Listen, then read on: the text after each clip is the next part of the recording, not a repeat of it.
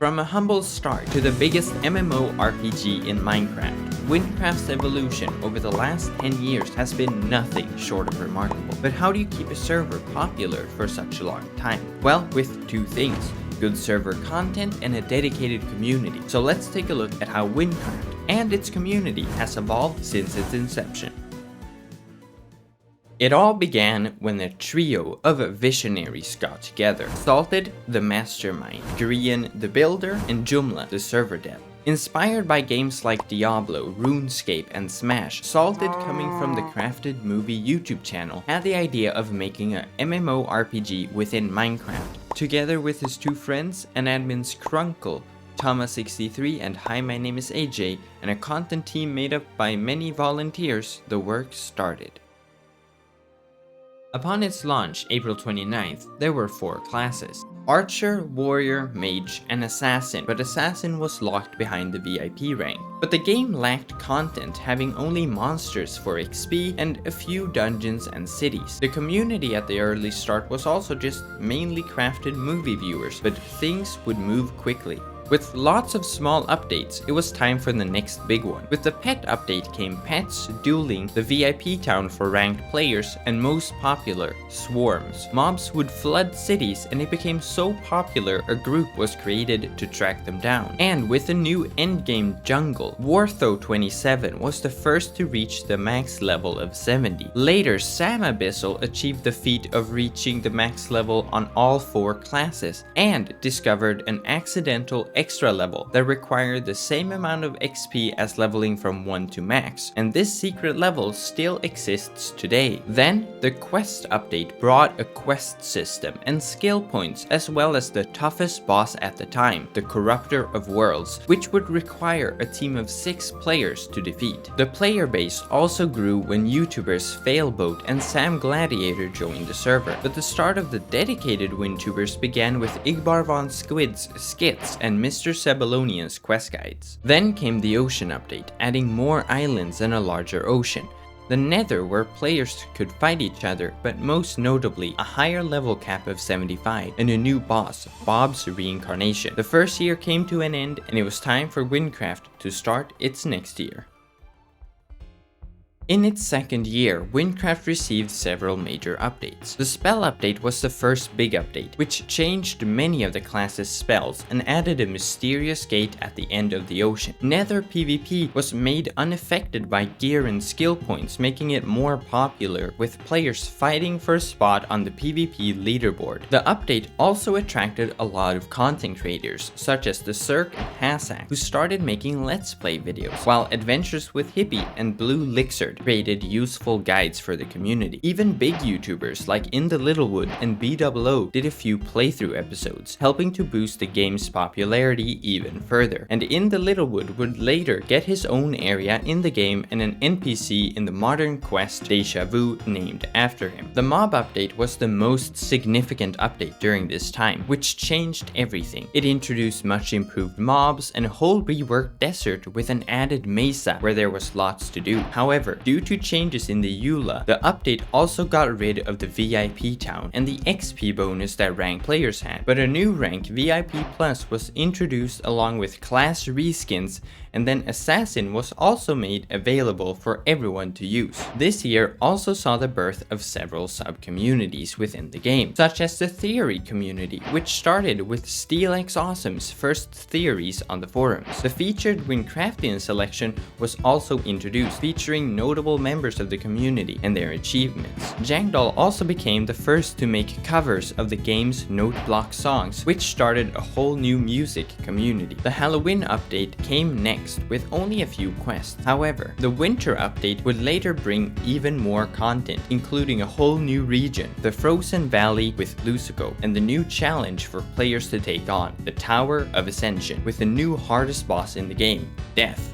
The update also added the Diurnal Jungle and guilds, albeit unofficial guild communities had already existed for much longer. The update also added relics, both powders, armor, and weapons. found all around the world, although they were later removed and reduced to just unique gear dropped by randomly spawning guardians and elemental powders. Custom armor skins were also introduced, with each armor piece having its own unique look. However, this feature was also later removed. The addition that the community loved the most was the introduction of the first 2 quests of the Wynn Excavation questline. These quests were on a whole new level and still among some of the most enjoyed quests in the game. Overall, this period saw a lot of growth and development for Wynncraft, both in terms of content and community, but the next biggest update was looming on the horizon.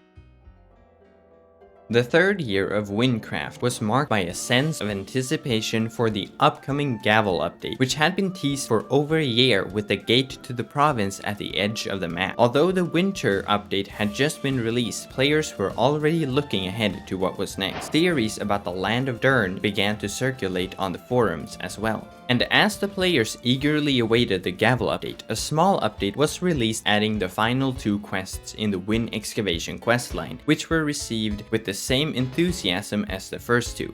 Everything took a weird turn when the forums all crashed out of nowhere, known as the time the admin Jumla spilled coffee on the servers. The biggest forums thread was also started this year, the Void Rift RP, which has gotten over 1 million views. Hype for the update was fueled by teasers on Twitter, trailers, and a Q&A with Grian. The WinTuber Mr. Sebonian even made a Minecraft parody song hyping for the update. Finally, in December, the Gavel update was released, bringing with it a whole new region and a wealth of new content. The level cap was increased to 100, and over 50 new quests were added, making it the biggest update in the history of Wynncraft. In addition, the item system was completely overhauled and improved, with items now giving health bonuses, more IDs, and new tiers, mythic and set items were added. Perhaps most significantly, Wynncraft received its own texture pack. No longer were weapons shovels and sticks, but actual models, and everything had a unique look to it. But it wasn't easy, seeing as just getting the right shade of green for the grass took over 30 tries.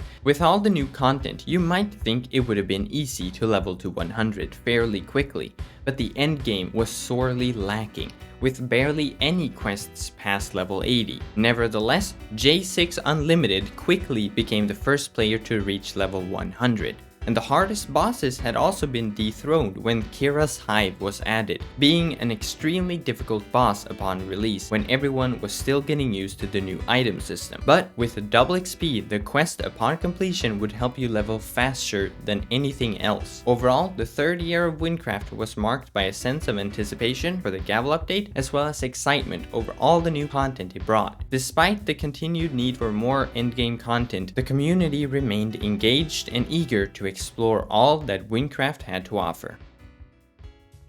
The start of the fourth year saw a thriving community still enjoying the Gavel expansion, with plenty of content to discover. One highly sought after challenge was the mysterious question mark quest, which came without instruction, and its solution was a closely guarded secret. Another enigma was the clock mystery, where players had to find random clocks scattered around the province and bring them to a specific building to unlock hidden boss fights. Thanks to the revamped item system, the class building community blossomed with its own dedicated forum section. The community was also delighted when the moderator Pretzel was appointed the official community manager, establishing a direct line of communication between the content team and the players.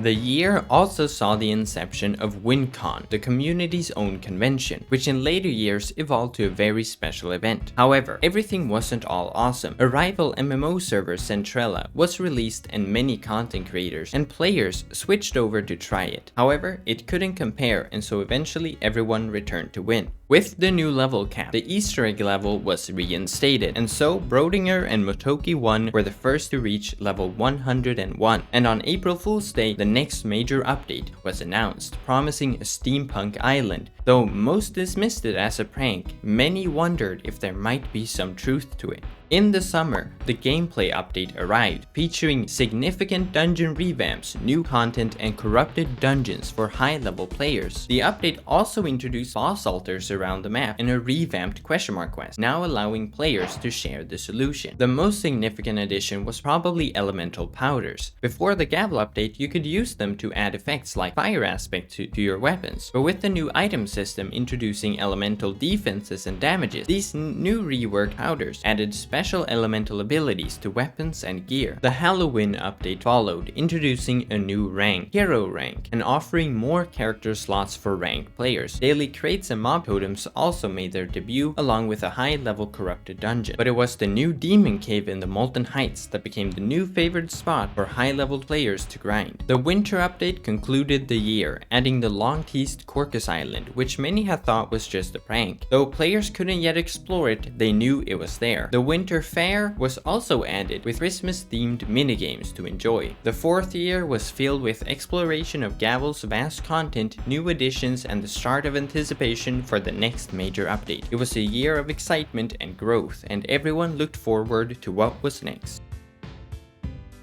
The fifth year was off to an exciting start.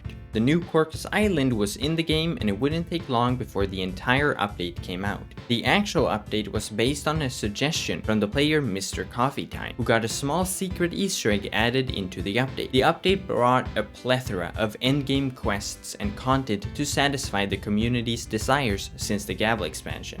Additionally, the update featured 2 new corrupted dungeons, one of which would become even more significant the following year. But that was not all. The Legendary Island, a new challenge for the toughest of players, was also added, with several bosses that had to be defeated without any exit for some useful items as reward. However, it would be a while before someone would take this on in the hardest way possible. The community was also proud to receive the Guinness World Record for having the largest MMORPG within Minecraft. Additionally, the switch was made from TeamSpeak to Discord, and that marked a significant shift in the community. Ranked players got the VIP room. However, that section quickly devolved into a VIP sans spam meme, and later in the year, the class builds channel was given to the class building community. The next update, Dungeons and Discoveries, was not as big as the Corcus one, but still made several improvements. It rebuilt some areas, added quests to all non-corrupted dungeons,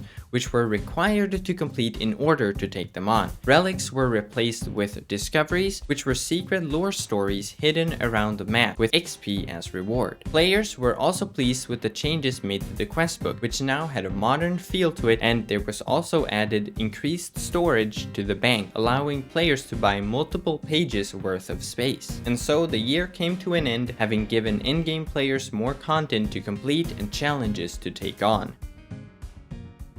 As the new year rolled around, fresh adventures awaited the players of Wynncraft, but more changes were still on the horizon. During the summer, players organized leveling parties, taking advantage of the previously added corrupted Sandswept Tomb dungeon to quickly reach the max level. The dungeon's design allowed parties to speedily progress to the boss room, making it easy to repeatedly run the dungeon and activate double XP bombs. Meanwhile, an official event called the Factions was planned, but it fizzled out before it could ever begin. Despite the lack of the Factions event, the year was not without its milestones. The Bomb Tracker Discord became incredibly popular, helping players locate different loot or XP bombs across various worlds. Additionally, Windtills, the community's current favorite mod, came to replace older Wynncraft-specific mods. Next up came the Economy update, even though players expected the road to Dern. But the update marked the end of the easy leveling the CSST dungeon had brought. Players now had to rely on the Demon Cave instead, especially when the level cap was raised to 103. The update introduced 12 professions, 4 gathering and 8 crafting, with a max level of 132. Professions quickly became controversial. Whilst some loved it, others found them way too difficult to level up and unnecessary for the game progression. However, it only took the player Karen Cujo 48 hours within the update's release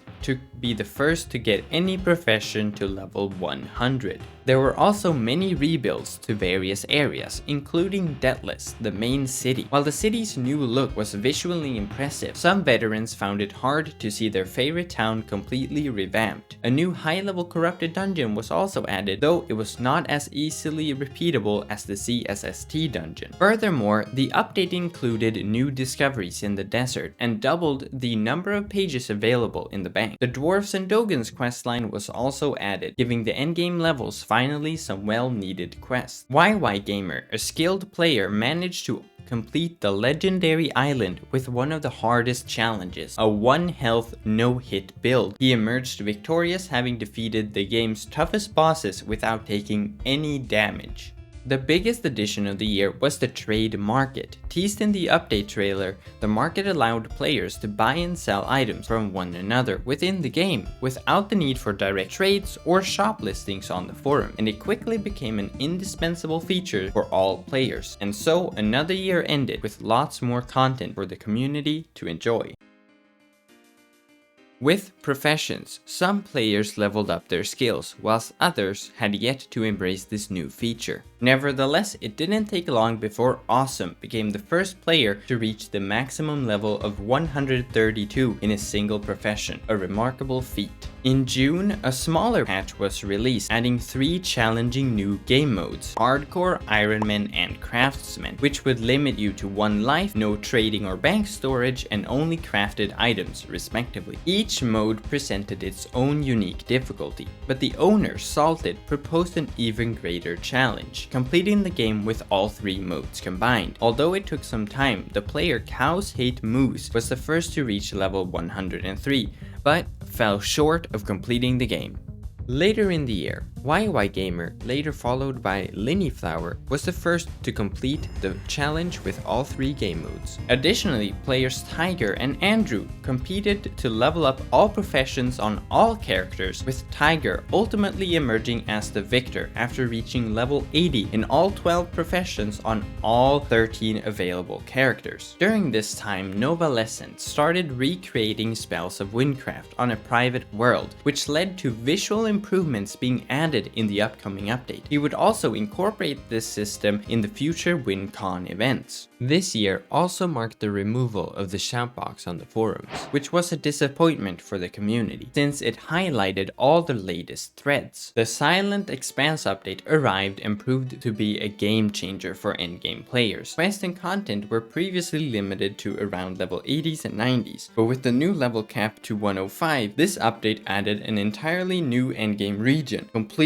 with excellent leveling spots, high-level quests, and a new dungeon with the Eye as the new hardest boss. Additionally, a new corrupted dungeon was also added. The community also welcomed the new Recover the Past quest. It hinted at the upcoming Truma province. More community favorite quests were added, such as Misadventure on the Sea, along with a Hunter's Calling, where players took on the role as the villain rather than a hero, and the quest reward was access to the Hunted game mode, which allowed players to engage in PvP fights where they could be attacked by others, and upon death, players dropped more items than usual, but they received a 50% gathering and combat XP bonus as compensation. And with this profession boost, professions became generally more appealing, making them less tedious. However, the added risk of being attacked by others caused many conflicts between players. Refineries, which were previously required to refine materials for crafting, were also removed, making professions easier and faster, and the addition of the ingredient pouch provided more storage for Ironman game mode users and made collecting ingredients for crafting more accessible. The first resource cave was also added, offering a constant 50% XP bonus for grinding profession, and the community was most shocked when a new class, Shaman, was added out of nowhere, and everyone received an extra character slot to try it out. New discoveries were also added in the Silent Expanse and the Snowy Forest of Nesak, including the popular Twain's Downfall ultimate discovery. And so it was time for another year. However, the community nor the rest of the world knew what would occur in 2020.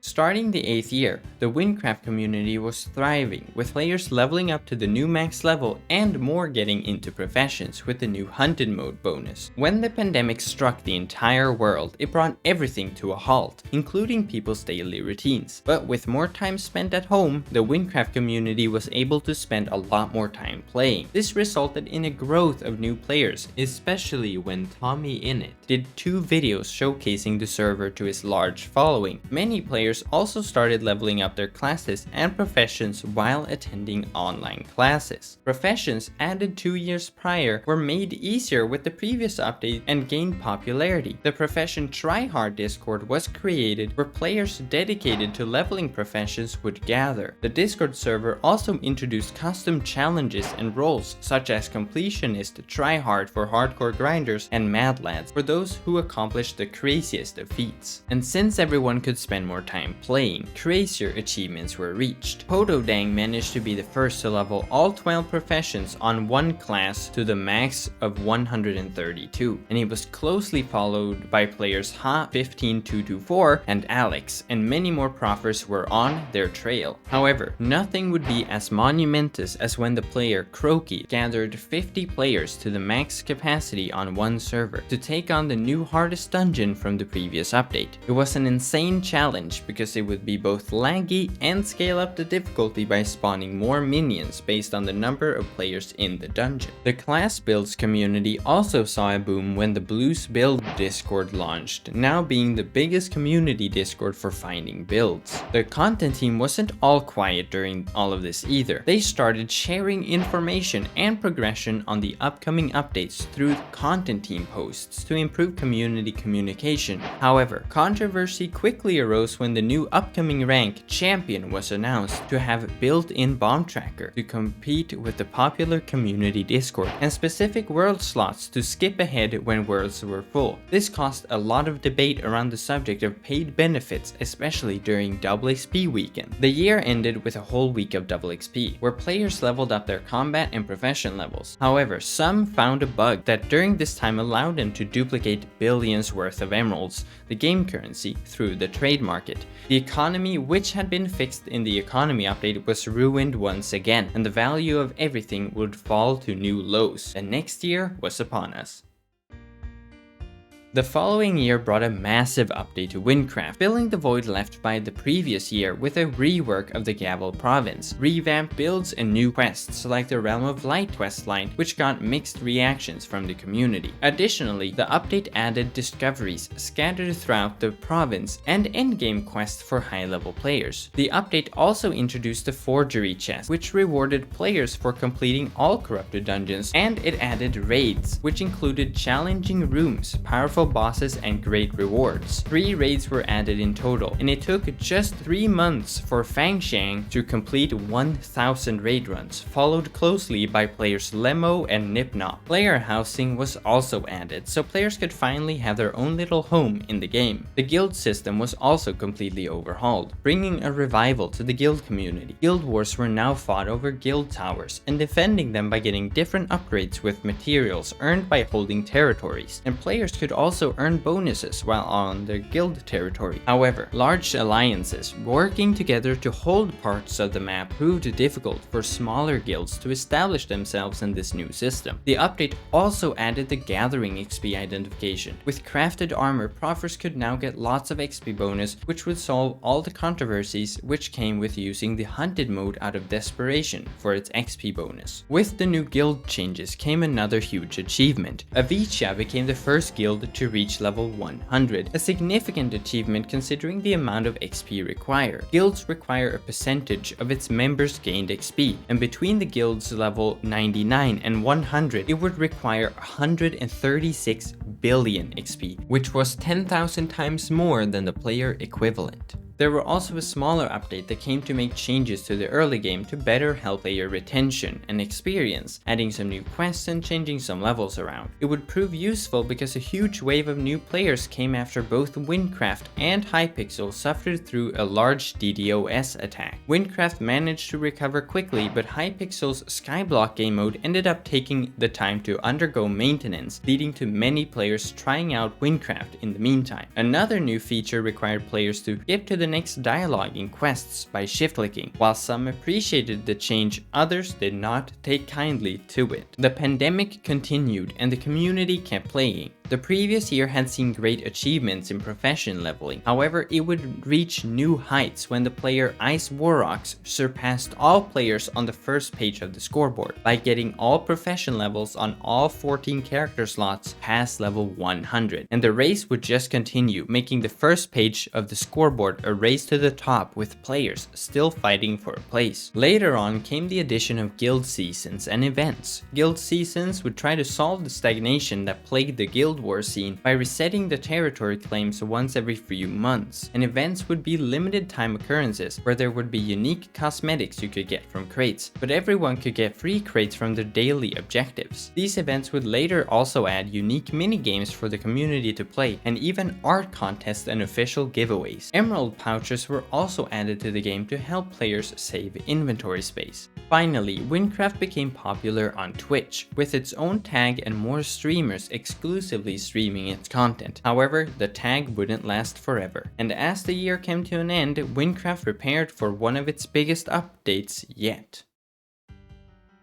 Wynncraft continued to captivate its dedicated community with a new and exciting update on its way. The highly anticipated next update, Wynncraft 2.0, was teased with hints of many changes to come. The trailer for the upcoming update shook the entire community, including older players who hadn't played in a while. This update wasn't just about new quest and map changes, but a complete overhaul of the entire spell system for all classes, with unique and customizable ability skill trees added to each class. Albeit, plans for the ability trees and archetypes were planned already back in 2014. Additionally, a higher level raid was introduced in the Silent Expanse region. The update far exceeded anyone's expectations, as spells had remained largely unchanged since the spell changes of 2014. Excitement was high, but some older players were worried that the game they knew and loved would be changed too much. Nonetheless, the community eagerly awaited the update, and even the owner Salted hosted a special stream to showcase some of the new spells and abilities, while also answering questions from the community. Salted failing to defeat the first boss of the Legendary Island challenge with the new spells became a humorous moment for the community, spawning many memes. As the release of the update drew closer, the game faced one of its biggest challenges yet, when it was hit by a massive DDoS attack. Despite the enormity of the attack, Cloudflare's service held up, protecting the game's servers and keeping everything running smoothly. The community also saw the release of yet another popular mod, Voices of Wynn, a project that had been in the works for around 2 years, aiming to add voice acting to all quests in the game. The update eventually launched after a lengthy hero beta testing period that lasted the entire summer. The community spent months bug testing, while the content team made changes and balancing. When the update finally arrived in early September, players flooded the servers to test out all the new content. But the late summer release also meant the summer event was pushed together with the Halloween event, but the community didn't seem to mind, considering the big update entertained them well enough. Then a smaller patch added in the new Corrupted dungeon and a new endgame quest, which served as an entry point to the high-level raid in Gavel, while also concluding a story arc in the same level 80 to 100 area. The 2.0 update brought in a plethora of new content, and as expected, new favorites emerged with subsequent updates. Popular quests such as the Wynn Excavation questline, the Dwarves and Dogons questline, Misadventure on the Sea, and A Hunter's Calling were no longer the only ones in the spotlight. According to a poll concluded on the forums, the Breaking Point, the Canary Calls, and a Hollow Serenity from the update have also become top contenders for the best quests in Wynncraft. The community also celebrated some remarkable achievements, such as Croaky becoming the first ever to finish a naked HIC run. This was a difficult challenge posted by Salter 3 years prior, but with a new twist, no armor at all. Then came the teaser. The next big update in the works would be Fruma, the home province of the player, mentioned in the Recover the Past quest. No one knows how far off it actually might be. And as the year came to a close, the game had once again proven its enduring popularity, with new and old players alike still finding excitement in the game. The year of the anniversary brought new hope for the future, and the community eagerly awaited news on Fruma. The year started off great with a patch update, which made changes to the assassin class abilities. The community had felt that assassin was a bit lackluster compared to the other classes, but the new abilities and balancing changes made the class a favorite once again. Housing was also drastically improved. Guild housing and new blocks made more players interested in housing. The small update also did something new. It let content creators have early access to the update, so videos were ready by the time the changelog was announced. This year also saw the introduction of the first ever content creator exclusive cosmetic added to the game. Although the year of the anniversary had just started, another crazy achievement was reached when Croaky doubled down and became the second person to ever complete a no armor naked HIC run. Another momentous occurrence was when the player Aaron T made an extension that would bring back the shoutbox to the forums. Then came another surprising announcement. For its anniversary, Wynncraft was going to release its first ever plushie, something the community has wanted for years. The future is shrouded in uncertainty as the community awaits smaller updates leading up to the highly anticipated Fruma release. Reflecting on it all, the question arises, how does a server stay popular for an entire decade? The answer lies in a constant stream of new and captivating content, as well as regular updates to improve and revitalize older features. However, the key element is a devoted community that returns for each new update, continuing to play through the highs and lows, while discovering new and thrilling ways to challenge themselves. Despite any controversies, the love for this game remains strong within the community, and the content team's efforts in expanding the game are greatly appreciated. Even when changes are met with complaints, we remain grateful for their hard work in keeping Wynncraft thriving. And to the content team behind Wynncraft, thank you.